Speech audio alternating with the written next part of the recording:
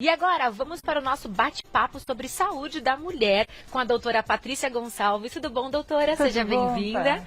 E muito hoje obrigada. vamos falar sobre ovários policísticos.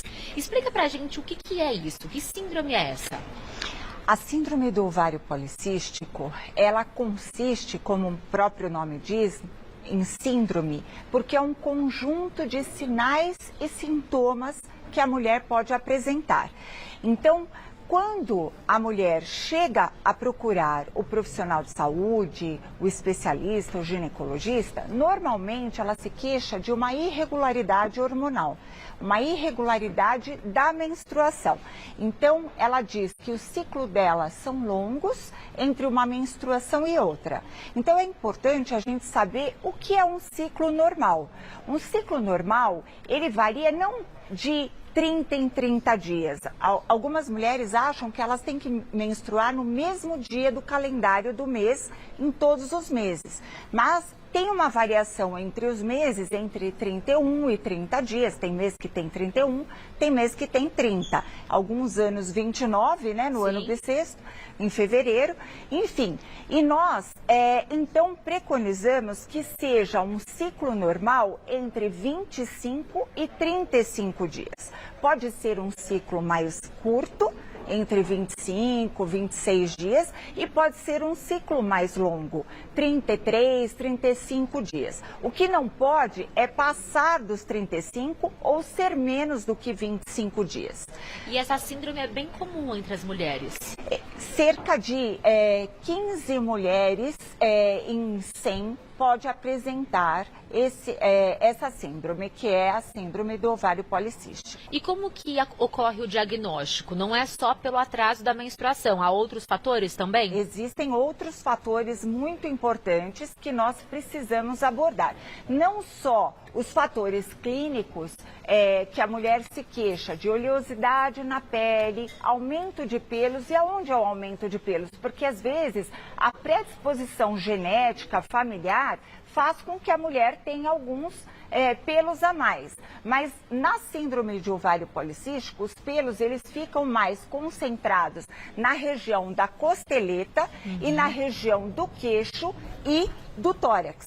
Então, algumas mulheres ainda apresentam um aumento da oleosidade na pele com acne facial ou no dorso, nas costas. Então, são as mulheres que têm um aumento da oleosidade na pele que produzem também a acne. E isso impacta muito na autoestima. Sem dúvida alguma. Aumento de peso também está relacionado? É fundamental nós focarmos nesse ponto. O sobrepeso, ele propicia com que a mulher desenvolva o ovário policístico. Então, por isso é tão importante nós orientarmos o tratamento não só medicamentoso, mas com dieta e exercícios. E a gente precisa, então, estar envolvido com a paciente para que ela possa acreditar, confiar e tratar, aderir ao tratamento. Há um tratamento único para combater essa síndrome ou não? Não, o tratamento ele é multifocal. Então, não é só hormonal, por exemplo. Algumas mulheres pensam, e antigamente se pensava assim, né, que o tratamento era somente com anticoncepcional. E nós sabemos que não. Por isso, agora nós entramos num ponto fundamental, que é a investigação pelos exames complementares das dosagens dos hormônios no sangue e também da investigação do metabolismo. Tanto do metabolismo do colesterol e triglicérides, quanto do metabolismo da glicose e da insulina. Qual que é a diferença de cisto no ovário e de ovário policístico? O ovário policístico, acho que até nós temos uma figura interessante aí para ilustrar, para nós sabermos. Isso. O ovário policístico é uma formação de vários cistos ovulatórios. Primeiro, o que é o cisto? O cisto é uma gelatina, para ficar mais fácil para você entender em casa, é uma gelatina que vai alimentar, amadurecer esse óvulo para que haja a ovulação. Então, à esquerda do seu vídeo é um ovário normal. A direita é um ovário que produz vários cistos na periferia. O estroma do ovário, o corpo do ovário, ele fica aumentado e esses cistos, eles não amadurecem. Eu brinco que é um ovário preguiçoso. Ele forma os cistos, mas nenhum deles amadurece para poder culminar na ovulação. Então, por isso a irregularidade menstrual, porque a mulher, ela produz o cisto ovariano, mas não evolui a formação do óvulo e com isso ela não ovula e por isso ela não menstrua. Porque a ovulação é que vai ser esperada todo mês para que haja a fecundação, que é o objetivo da ovulação. Se não houver a fecundação, então há uma absorção desse óvulo. Caso não haja ovulação, não tem a renovação da camada interna do útero, que é o endométrio, e por conta disso a mulher não menstrua. Há alguma relação entre síndrome do ovário policístico e endometriose? Não. Nenhuma? Não. São doenças diferentes? São patologias diferentes, distintas. A endometriose é um acometimento, pode ser no ovário, pode ser na tuba uterina ou no próprio útero, da camada interna do útero, que é o endométrio. Mas o ovário policístico é a alteração do metabolismo ovariano, hormonal, que não deixa amadurecer o óvulo, por retenção de hormônios masculinos. E é possível engravidar com ovário policístico? Então, é interessante essa pergunta, porque o ovário policístico, ele é a formação de vários cistos e que não amadurece o óvulo. Mas em algum momento, por algum motivo qualquer, a mulher pode vir a amadurecer inesperadamente um óvulo e ovular.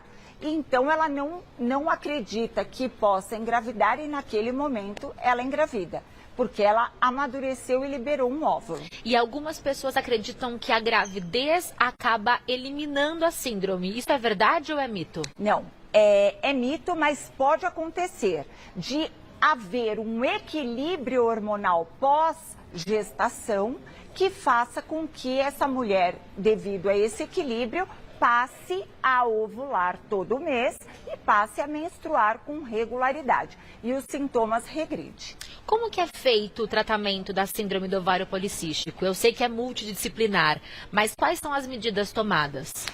Principalmente a partir do momento que nós identificamos, por exemplo, as alterações hormonais, nós vamos diminuir esse metabolismo, né, da insulina, né, a hiperinsulinemia, para que nós possamos equilibrar. Então, não só de uma forma hormonal, seja com anticoncepcional ou seja com o anticoncepcional próprio, né, para diminuir esses hormônios masculinos, né, antiandrogênicos, mas nós também ajudamos esse metabolismo com hipoglicemiantes que possa ajudar o metabolismo tanto da insulina quanto da glicose para não reter esses hormônios.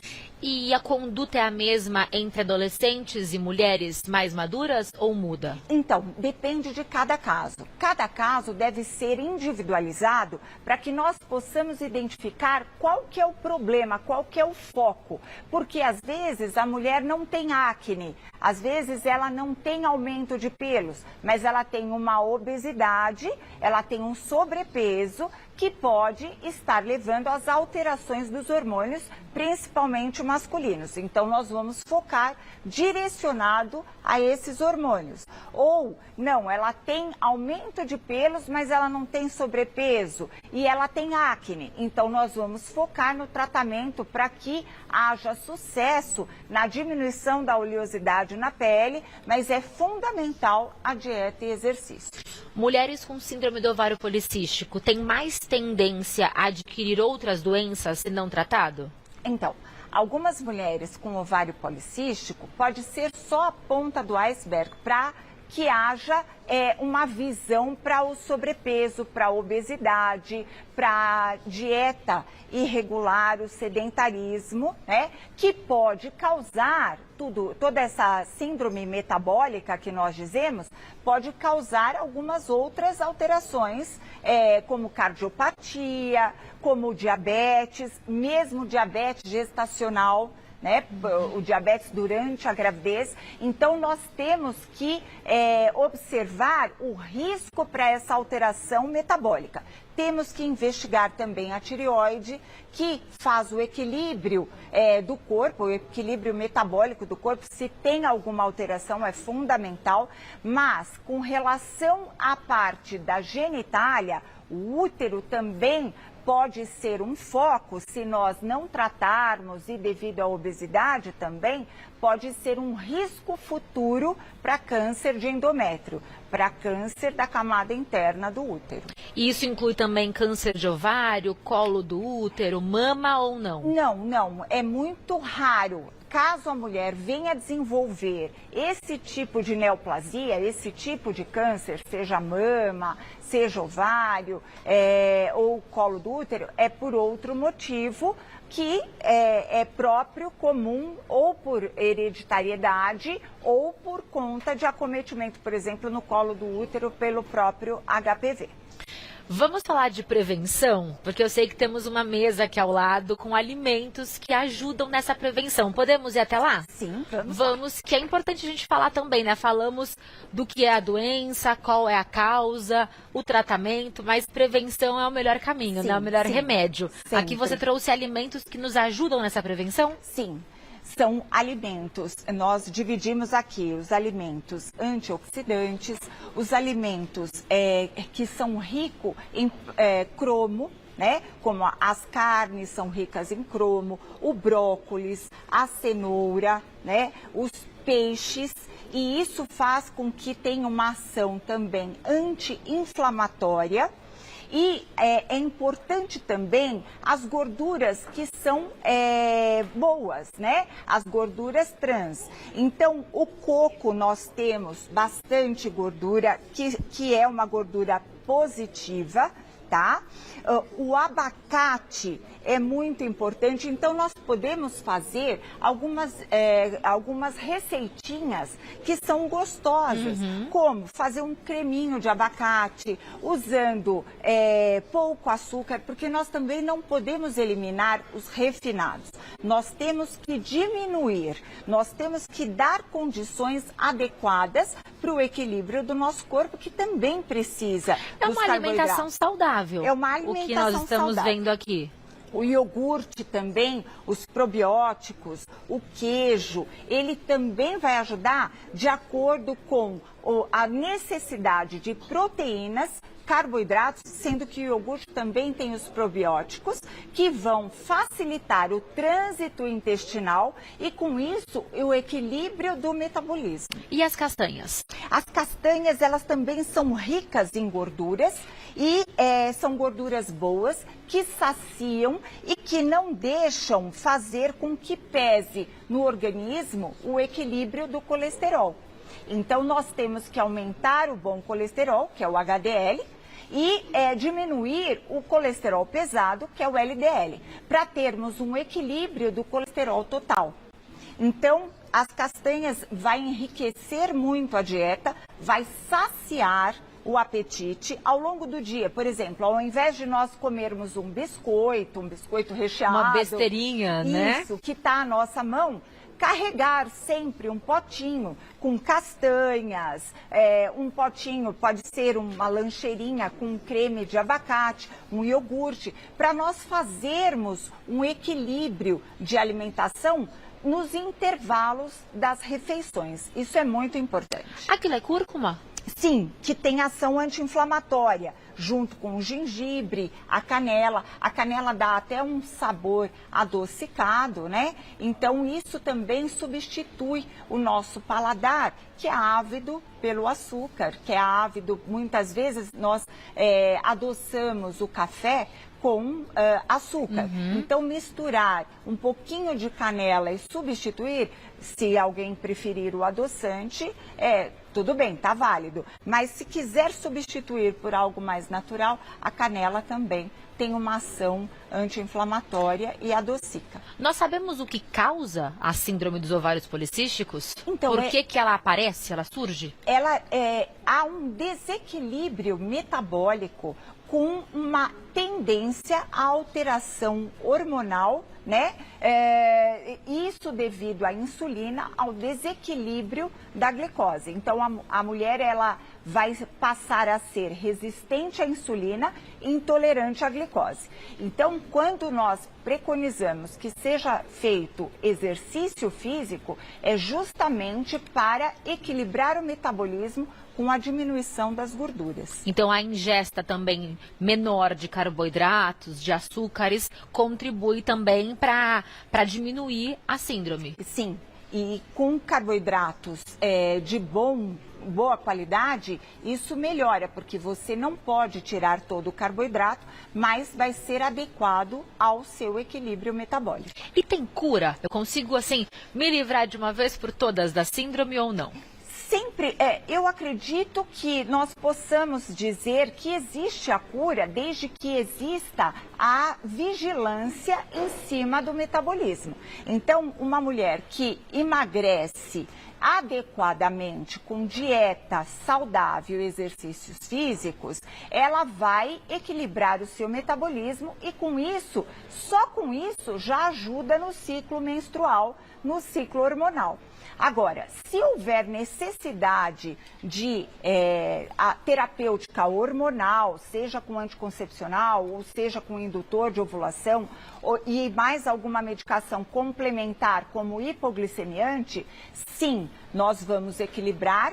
É mais difícil, mas nós temos que ter a adesão, a colaboração da paciente, para que ela possa se conscientizar. Então, eu sempre brinco nesse sentido. Nós estamos juntas por um período durante a consulta, mas você está com você mesmo 24 horas por dia. Então, a conscientização do tratamento, da adesão ao tratamento, é muito importante. Então, quem enfrenta a síndrome é protagonista, né, do tratamento. Tem que estar lá na linha de frente mesmo todos os dias.